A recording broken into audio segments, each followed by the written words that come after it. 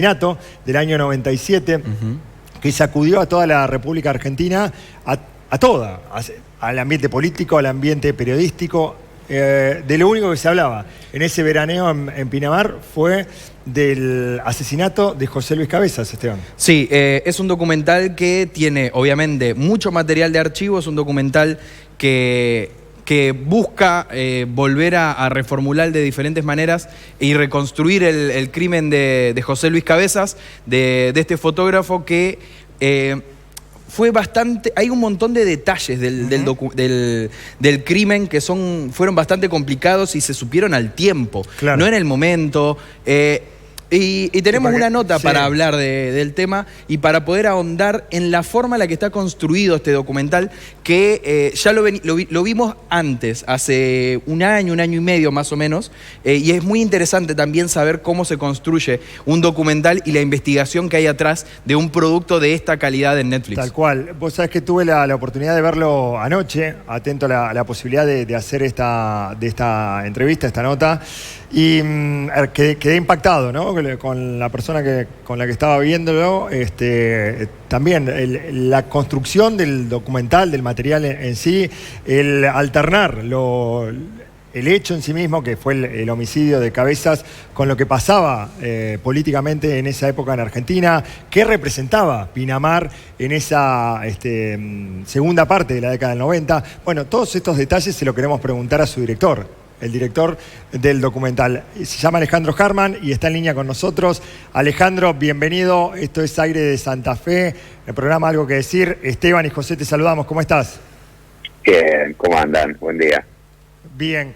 Bueno, contame lo primero, la sensación, una vez que pudieron poner en pantalla la plataforma, ¿qué repercusiones estás teniendo desde lo personal? ¿Cómo estás viviendo este momento? La verdad que muy contentos, en algún lugar conmovidos, porque siempre, digamos, después de tanto trabajo, poder mostrarlo, en particular porque este es un trabajo de muchísima responsabilidad, ¿no? Digamos, uno sabía que ya por solo tocar este tema va a tener un poco las miradas encima, y más en una plataforma como Netflix. Así que nada, eso, muy emocionados. Habíamos tenido 3 semanas antes, durante el Bafisi, habíamos hecho 3 proyecciones en sala, lo cual es poco habitual para una película que después va a plataforma, pero fue algo buenísimo porque pudimos como medir un poco en una sala de cine con toda la gente junta. Hay algo también muy fuerte y ahí medís un poco, es como poner un poquito el termómetro y bueno, nos dimos cuenta que conmovía mucho, que emocionaba y bueno, esperemos que siga pasando en la plataforma, ¿no? Claro. Alejandro, ¿cómo fue...? Vos ya venías de estrenar el documental sobre el caso de María Marta García Belsunce y todo lo que fue esa construcción. ¿En qué momento empiezan a pensar, una vez ya finalizado ese proyecto, en este nuevo proyecto hablando del crimen de Cabezas? Estos proyectos son muy largos y en general, digamos, empiezan mucho antes de lo que la gente cree. La idea de trabajar esta temática apareció ya cuando estábamos todavía editando Carmel.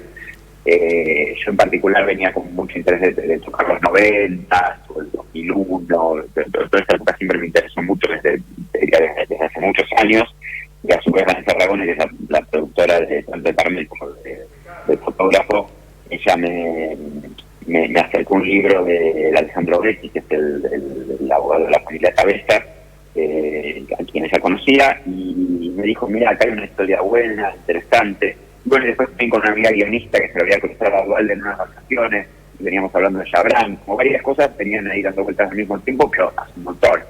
Y bueno, una vez obviamente que estrenamos Carmel, nos pareció que era una buena historia, se la propusimos a Netflix. Para nuestra sorpresa, Netflix me interesó porque también nos da un poquito de miedo que es una historia, si bien Carmel también es muy local, tiene algo como muy universal, como un poco de historia de familia, ¿no? Medio de telenovela. Esta era muy tan política, con tantos, digamos, claro, su política histórica, que teníamos dudas de que les interesó, y bueno, de ahí empezamos a trabajar hace ya mucho más de un año, casi 2 años, ¿no?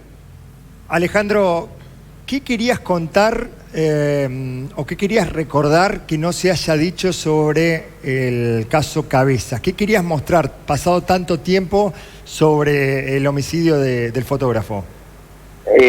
Mira, a ver, por un lado se hizo muy poco, aunque parezca, digamos, quienes somos más grandes, obviamente es un tema que tenemos súper presentes en términos audiovisuales. Hubo pocos documentales, siempre hay cada tanto algún informe periodístico cuando se cumple un aniversario. Hubo algunos documentales en el momento, muy cercanos al momento, en particular uno de Rodríguez Arias, ¿no? La parte de la mentira había hecho algo, pero sorprendentemente no había documentales sobre el caso. Entonces de alguna manera, 25 años después, volverlo a ver con la perspectiva que te da el tiempo, y pudiendo también habiendo pasado no solo los 90, sino habiendo pasado los 2000, ¿no? Uh-huh. Que fueron, digamos, después del 2001 hubo una, si querés, como una reacción, una auténtica reacción en todos los sentidos, en el político, en el económico, de lo que habían sido los 90. Que habiendo pasado también esa época, nos parecía que era interesante verlo desde lejos, verlo todo junto, verlo en contexto, básicamente. Claro. Entonces, por un lado era recordar a José Luis, cumplían también 25 años de su asesinato, y consideramos que está bueno recordarlo, preservar su memoria, también hacer saber a la población que aunque hubo un juicio y que hubo condenados, todos finalmente fueron puestos en libertad y que al final hay impunidad. Entonces parecía que eso estaba bueno también recordarlo y hacerlo saber, pero también poner en contexto. Básicamente la idea era poner en contexto, un poco sobre lo que trabajamos. Entonces por ahí no es que hacemos en contra de la investigación y decir, bueno, no, en realidad no pasó esto y alguna teoría conspirativa, sino que lo que hicimos fue pacientemente, 25 años después, volverla a contar con la perspectiva que te da el tiempo.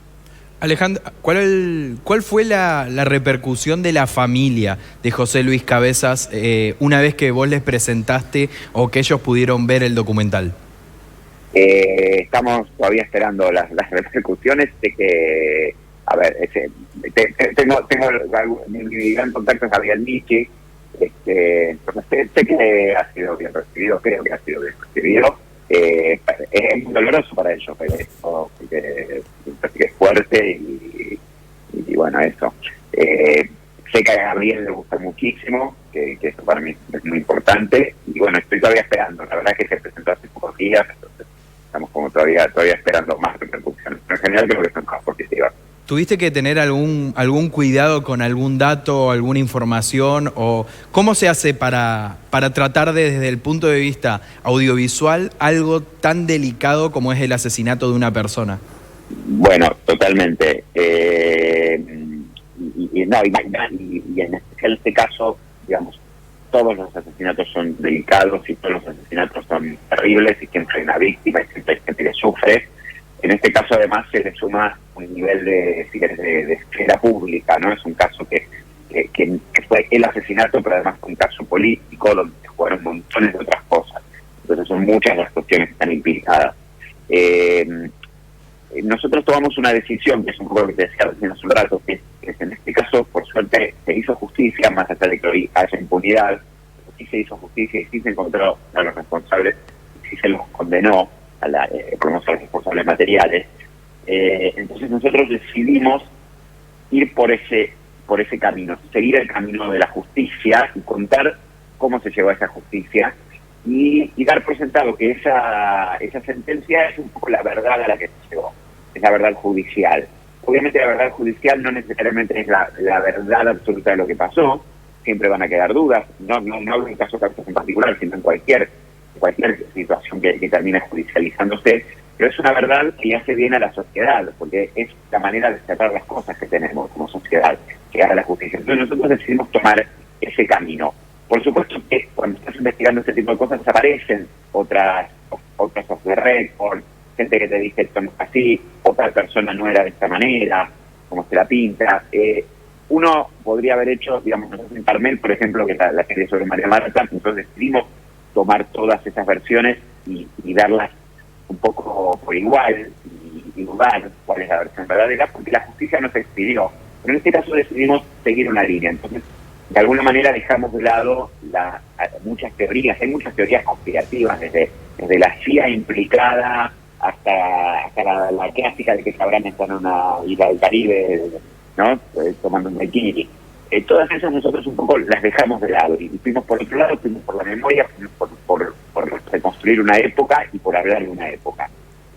Entonces es una decisión, son decisiones editoriales, ¿no? Que una vez se toma. Totalmente. Porque haber hecho una serie de 4 capítulos donde vaya por todas las teorías distintas que hay.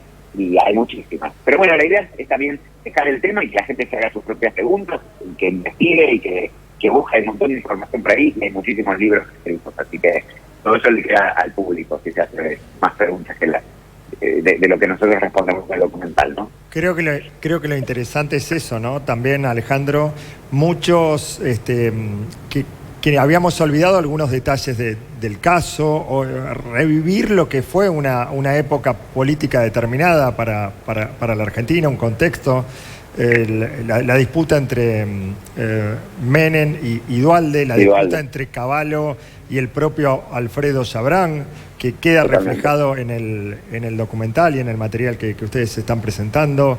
Digo, hay mucho que parece lejos, 25 años, pero implica la historia reciente de un país. Es totalmente. Y además hay algo que para mí es muy interesante de este tipo de documentales o de construcciones, que tiene que ver con invitar a reflexionar y con invitar a ver cosas del pasado, de este pasado cercano, que de alguna manera son un reflejo, o nosotros somos un reflejo de ese pasado.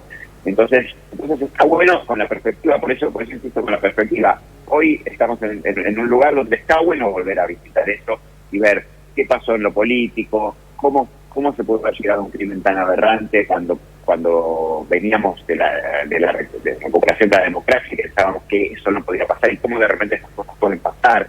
Pero también ver cosas muy positivas como la reacción de la gente, la reacción del periodismo, que no es el mismo periodismo que hoy, pero muchas de las personas que ejercían el periodismo en ese entonces ejercen hoy. Entonces está bueno también reflexionar cómo nos comportamos en ese entonces y cómo nos comportamos ahora, ¿no? Cómo, como sociedad también, cómo salimos a reclamar justicia de una manera pacífica y logramos torcer las cosas, porque si ese juicio llegó a un final, no hubo condena, en gran medida tuvo que ver con la reacción de la gente, con la gente saliendo a reclamar por algo. Entonces también está bueno eso. Entonces me parece que lo bueno de revisitar estas historias tiene que ver con el aprendizaje que podemos obtener y lo que podemos ver nosotros como sociedad y cada uno desde su lugar.